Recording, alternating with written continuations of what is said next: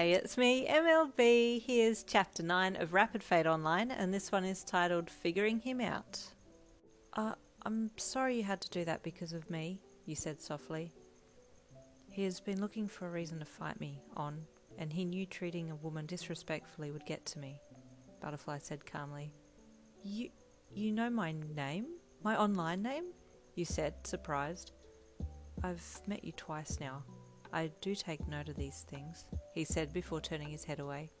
Anyway, no need to thank me. I didn't do anything. You didn't know how to respond to that, so you just let him go and whispered well, you did help me, so thank you, as he walked back inside. The rest of the night you found it hard to concentrate on serving people because you kept sneaking glances at Butterfly. He was intriguing you more and more. He seemed kind, but somewhat reserved. Was it arrogance or shyness? You were leaning more towards the shyness. At the end of your shift, you handed the apron back to the boss and collected your $25 of mahi. Awesome! It's not much more, but it's something. Maybe I can do a few more shifts over the next few days and get some more income that way, you thought. You were so deep in thought as you climbed the stairs to the accommodation and to your room that you didn't notice a sudden presence behind you. Stop, a voice said lowly in your ear, and you jumped violently and screamed. The person quickly covered your mouth from behind and you struggled to get free, spinning on your heels to see who it was. Butterfly? The top player had a firm grip on your wrist as they kept their head down. Are you a spy? Answer my question. Me? You gasped. No, why? You're following me, Butterfly replied. No, I'm not. I'm staying here because it's the cheapest inn and I have no money. Well, barely enough to get by, you replied defensively. Why were you watching me all night? He asked, slowly raising his head as he let your wrist go. You were super flustered at being caught sneaking peeks at this intriguing character. How are you going to explain that you thought he was cool and you just couldn't keep your eyes off him? I just think you're really cool and don't say it yet. I couldn't keep my eyes off you. God damn it, what did I just say? Butterfly froze, and his head jerked slightly in surprise. He slowly pushed his hood off and looked at you. Damn, he was handsome.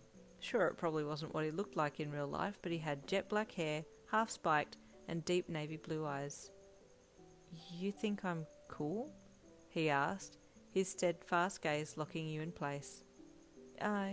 Yeah, you replied, fiddling with your hands as you looked down. There was silence.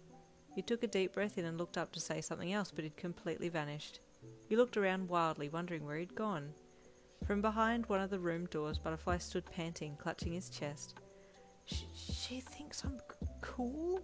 He gasped nervously internally. If she knew who I was in real life, she definitely wouldn't think I'm cool. But here, I can be whoever I want to be. Here, I don't need to be scared or shy. In this world, the anxiety flies away, just like a butterfly.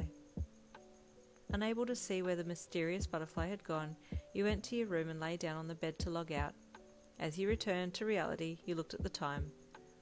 4:05 a.m, you groaned. Man, I'm going to be so wasted tomorrow. Again. And true to form, you were. You entered the classroom like a zombie and slumped down in your chair, your forehead hitting the desk with a solid thud. Whoa there, your best friend laughed.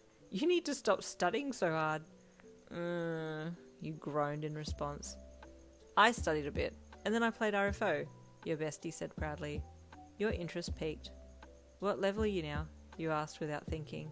Level 6, she replied enthusiastically. When I get to level 10, I want to become a beast tamer. There are some really cute foxes on level 3, and I want one as my pet. Level 3, huh? I haven't been past... You stopped. Her eyes widened. No, I was meaning when I played on your account. I never went past the gates on the main city thing, you said, trying to make it sound like you didn't really know anything about the game. She settled and let out a sharp exhale. Man, I thought you were going to tell me you'd actually bought the game and are playing it. I almost died. You laughed hollowly.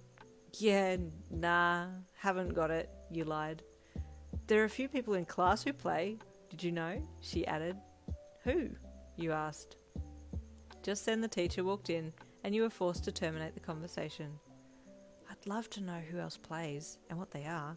Imagine if I met them in game, you thought. Or imagine if I met Butterfly and he was in my class. Your heavy-lidded eyes scanned the classroom. Nah, no one here could be Butterfly. You laughed internally. That night you were back in RFO again, determined to get the last 21 mahi to pay the player back.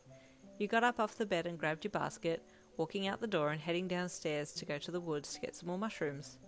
As you left the inn, your health bar beeped again. It had dropped below 25 out of 50, and the colour of the bar had gone from green to orange. Ugh, need to fuel up a bit, you thought. You sighed as you went to the furthest end of the field, scanning the ground for mushrooms.